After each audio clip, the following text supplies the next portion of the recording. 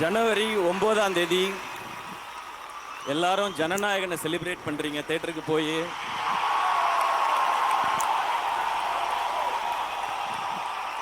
முப்பத்தி 3 வருஷம் இண்டஸ்ட்ரியில நம்மளெல்லாம் என்டர்டெயின் பண்ண ஒருத்தர் லாஸ்ட் ஃபிலிம்னு சொல்லியிருக்காரு. அதை 9ஆம் தேதி என்டர்டெயின் பண்றோம், அதை போய் நம்ம செலிப்ரேட் பண்றோம்.